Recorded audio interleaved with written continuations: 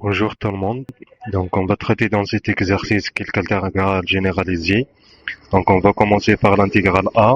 Donc, c'est une intégrale généralisée en 1. Donc, c'est l'intégrale entre 0 et 1, il est du x dx. Donc, c'est clair, elle est généralisée en 0.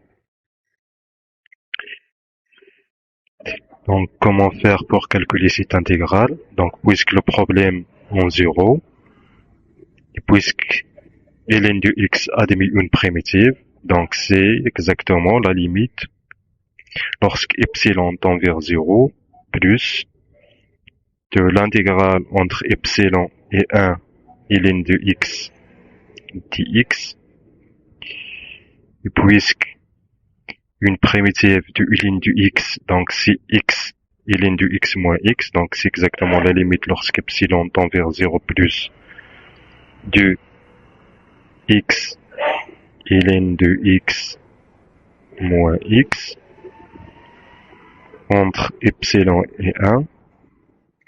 Donc on peut faire une démonstration pourquoi x ln de x moins x est une primitive de ln de x. Donc on va le faire. Donc l'intégrale ln de x dx. Donc remarquons que ln de x dx c'est exactement x' ln de x parce que x' est égal à 1. C'est clair? Donc c'est v' fois u. Donc on va faire une intégration par partie. Donc v de x c'est x. Donc v' de x est égal à 1, v de x est égal à x, u de x c'est ln de x,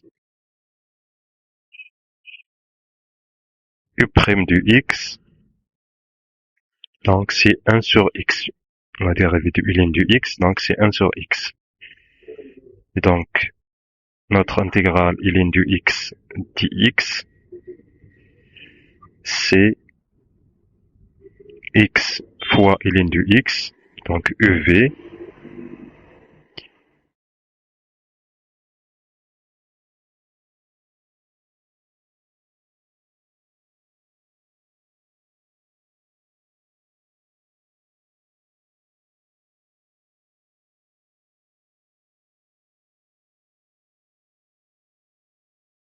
donc ceci est égal à x ln de x moins l'intégrale de d de x. X va être simplifié. Donc c'est x ln de x moins x. Voilà pour la démonstration. Donc je vais effacer ceci. Voilà.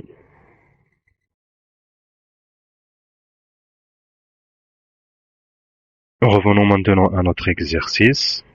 Donc on va remplacer x par epsilon et par 1. Donc c'est la limite lorsqu'epsilon tend vers 0 plus de epsilon ln de epsilon moins epsilon moins, on va remplacer par 1. Donc c'est 1 fois ln de 1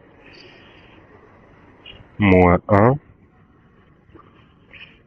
C'est clair que la limite de epsilon ln de epsilon lorsque epsilon tend vers 0, c'est 0. Moins 0, moins 1, 0. Donc c'est 0 parce que ln de 1 est égal à 0. Donc ceci est égal à 1.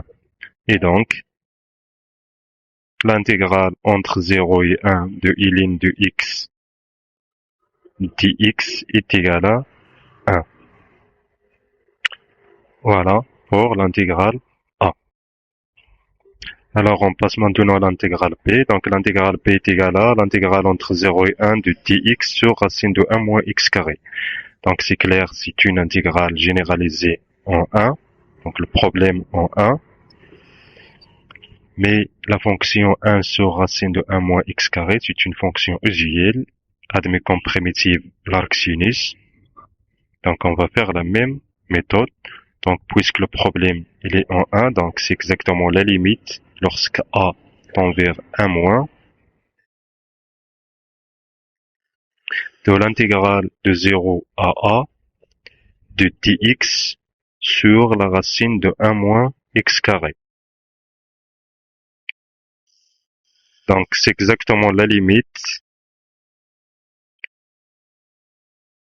lorsque a tend vers 1 moins primitive, donc c'est l'arc sinus de l'arc sinus de x entre 0 et a. Donc c'est la limite lorsque a tend vers 1 moins de l'arc sinus de a